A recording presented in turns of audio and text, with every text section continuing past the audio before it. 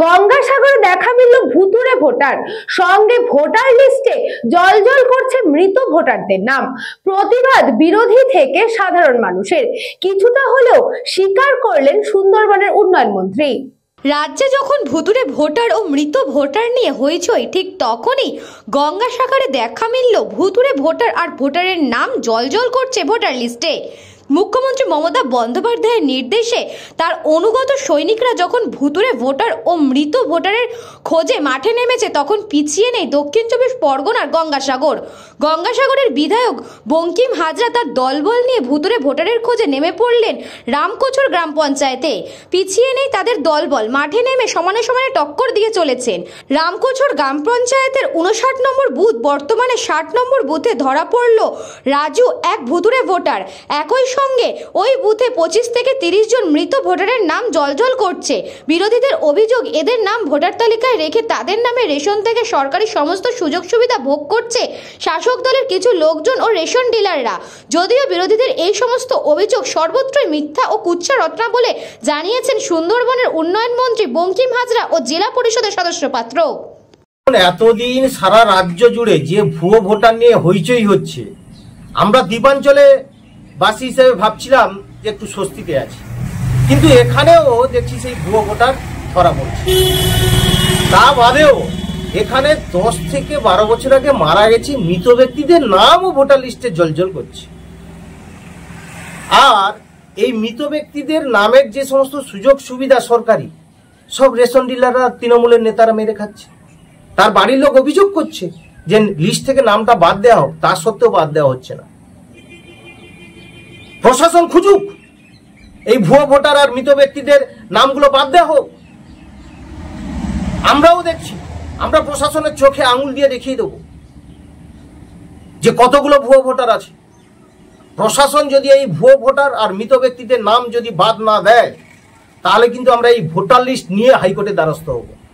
দেখবো কত ধানে কত যা, কারণ এই ভুয়ো ভোটার দিয়ে তৃণমূল কংগ্রেস নির্বাচনে জয়লাভ করে, সেটা কিন্তু আমরা ভারতীয় জনতা পার্টির তরফ থেকে হতে দেবো না।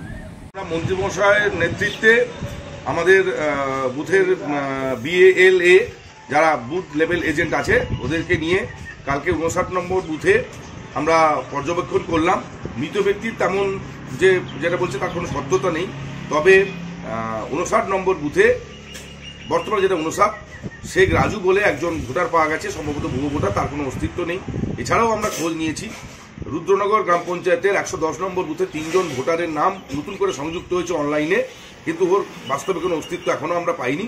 আমরা আগামী দিনে প্রত্যেক বুথে আমাদের BLAরা অবশ্যই ভোটার তালিকা যাতে সংশোধিত হয়ে সঠিক ভোটার তালিকা প্রকাশ হয়, তার জন্য আমরা বদ্ধপরিকর। ভোটার লিস্টে দিলাম যে তার সেই বাড়ি মালিকগুলো হয়তো রেশন পাচ্ছে না, কিন্তু রেশন সামগ্রী তোলা হচ্ছে, সেই রেশন সামগ্রী যাচ্ছে কোথায়?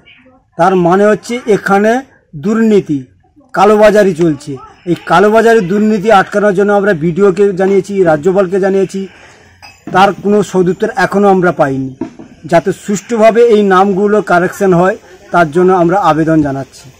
59 নম্বর বুথে একজন ফলস ভোটার রয়েছে।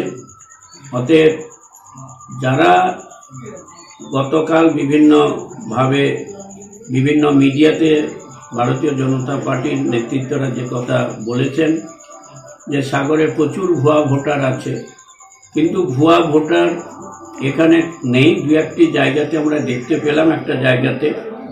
তাহলে 59 নম্বর ওরা বুথটাও জানে না, কোন বুথ তাও তারা জানে না। তারা বলতে হয় বলছে। আপনাদের কাছে আমি দায়িত্ব নিয়ে বলতে পারি, হয়তো 2-1টি জায়গাতে আমরা স্ক্রুটিনি করতে গিয়ে ধরা পড়েছে। 59 নম্বর বুথের যে কথা ওরা বলেছে যে প্রচুর মৃত ভোটার আছে, সেই মৃত ভোটার নাকি আমরা ছাপ্পা ভোট মেরে জিতেছে। কিন্তু সেই আমাদের যিনি আছেন, মানে কি বলবো, যারা BLO আছে, তিনিও এর আগে আমাদের সঙ্গে ছিলেন। তিনি যথারীতিভাবে BDO সাহেবের কাছে যে 22-23 জন যারা মৃত ব্যক্তি আছে, যারা 59 নম্বর বুথে, রিসেন্টলি 1 সপ্তাহ আগে 3-4 জন মারা গেছে, তা তাদের সঙ্গে সঙ্গে তো আর ডিলিট করা যাবে না। তা সেই জায়গাতে তিনি জমা দিয়েছেন এবং BLO যথারীতিভাবে তিনিও স্ক্রুটিনি করছেন। তো অতএব আমি মনে করি যে আমাদের মাননীয় মুখ্যমন্ত্রীর এই যে সিদ্ধান্ত, এই সিদ্ধান্তকে আমরা স্বাগত জানাই। বাবলু প্রামাণিকের রিপোর্ট, নিউজ বঙ্গ টাইম।